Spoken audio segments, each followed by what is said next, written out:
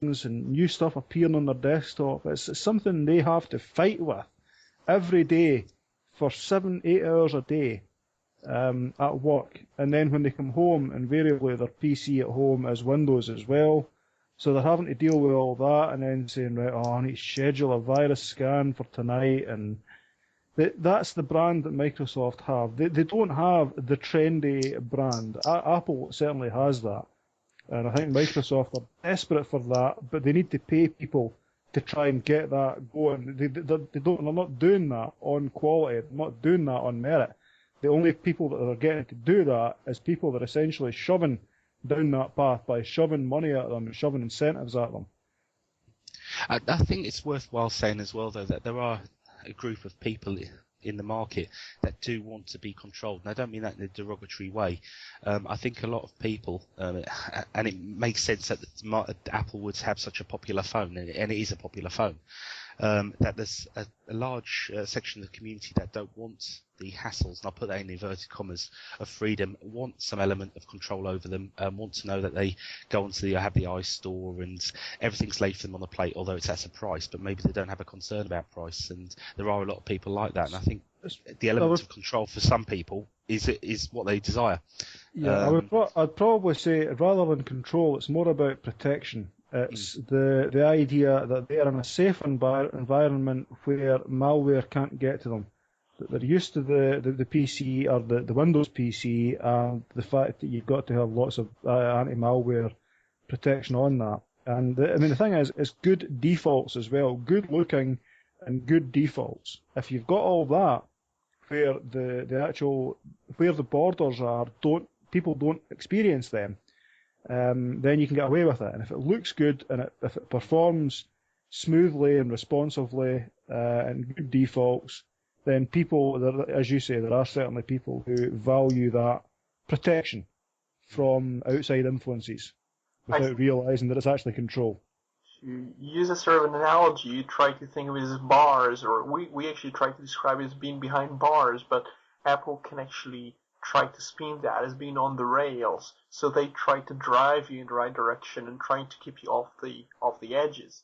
But the trouble starts, and this is something I wrote 2 posts about today, censorship of applications, especially things like political things, or now there is criticism of Steve Jobs by a certain application which compares to 1984.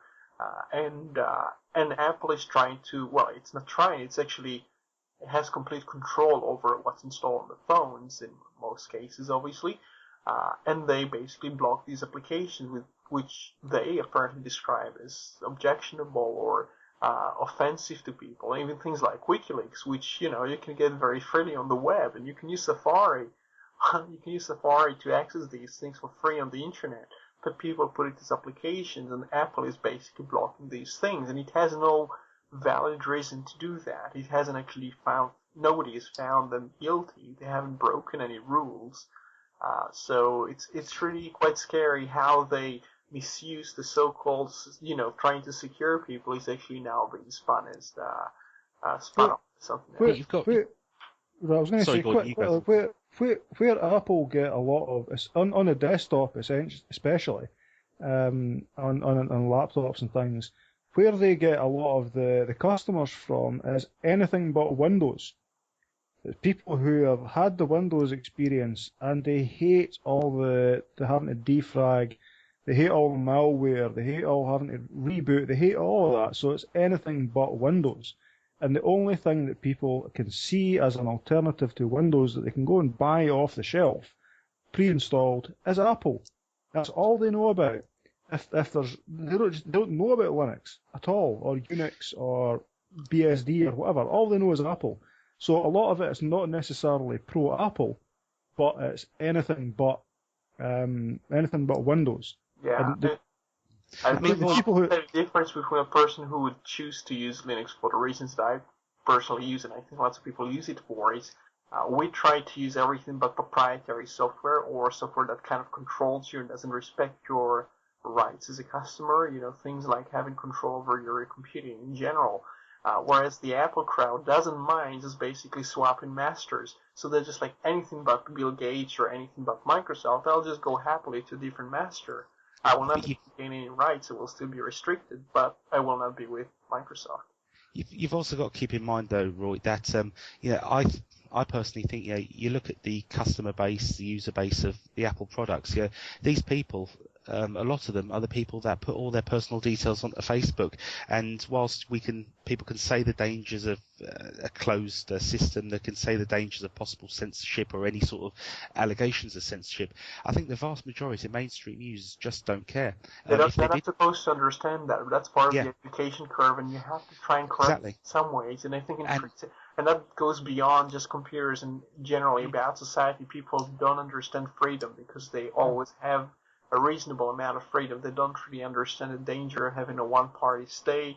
They don't understand the issue of censorship and why it's dangerous to have censorship until they themselves get censored or they themselves have allegations against them and being pressured towards jail or towards trouble with, finding jobs because of certain things they do, which in some countries would be acceptable. But in places like China or Iran now, we give them as example as places where you probably want to be on the good side of the establishment, because otherwise there will be severe consequences. But I mean that's not a consequence of technology, and I mean that's always been the case. Even if you were but technology is a mean to do all kinds of things. I mean, even activism or even lots of bloggers in places like Cuba, they get in a lot of trouble because they have a lot of they have very good access to people, even if they use something like Blogspot from Google to access a population of 500,000 people within Cuba, so they maybe reach 1 in 10 people, whatever. They have a lot of power to overthrow the government through unpopularity of the regime.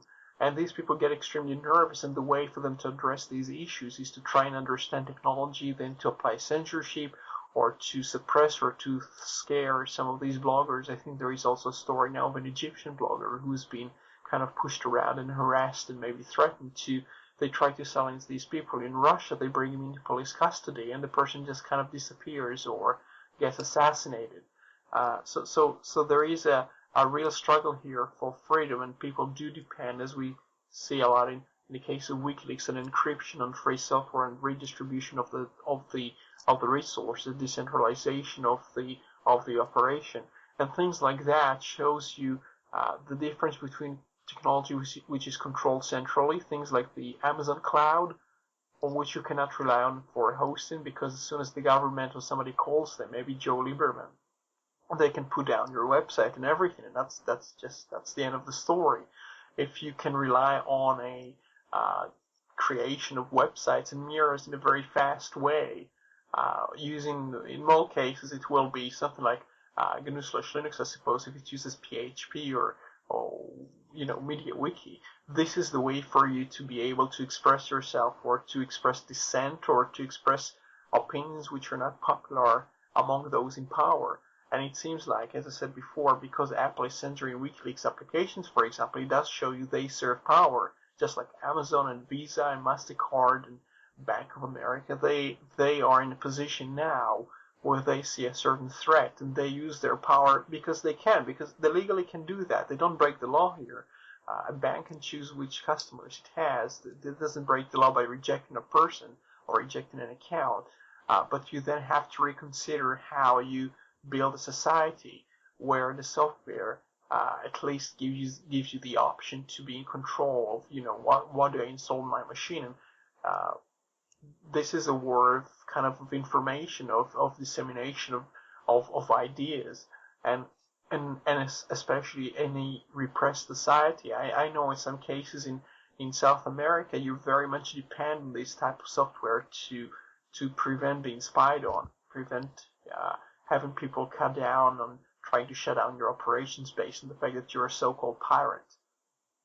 I mean, as far as the single master thing is concerned, I think if for most users, as long as the experience is good and it's integrated and you don't see where the walls are, then you want to get into that. I mean, one of the things that Apple, I mean, one of the appeals of Apple products is I don't use them myself, because ethically Apple are very, very leave a really nasty taste in my mouth.